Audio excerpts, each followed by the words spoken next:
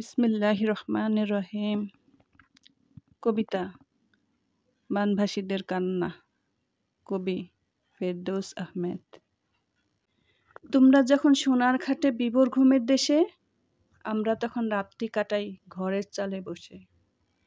তোমরা যখন ব্যস্ত খেতে ভাত রুটি আর ফল, খাবার খুঁজতে আমরা পেরোই ৭ সাগরের জল। তোমরা যখন বিশুদ্ধ জল ফেলছো মনের সুখে, জলের লাগি মরছি মোরা তৃষ্ণা নিয়ে বুকে। তোমরা যখন নতুন পোশাক কিনছো হালি হালি, আমরা ব্যস্ত পুরনোগুলোয় দিতে জোড়াতালি।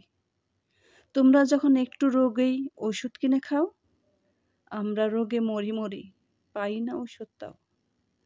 তোমরা যখন বই নিয়ে যাও স্কুল কলেজে হেসে, পাই না মোরা বই খাতা সব কোথায় গেছে ভেসে।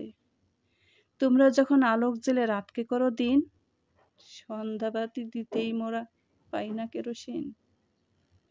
তোমরা শখে আস্ত মুরগি করছো পুরে লাল, জ্বালানি নেই আমরা খাই আধা সিদ্ধ চাল। তোমরা যখন খেলার মাঠে করছো নানান খেলা, আমরা মাঠের জলের উপর ভাসাই কলার ভেলা।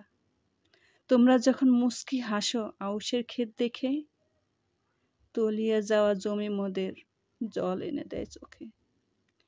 এই আমরা বানভাসীদের করুণ পরিণতি, একটু যদি থাকতে পাশে দূর হতো দুর্গতি।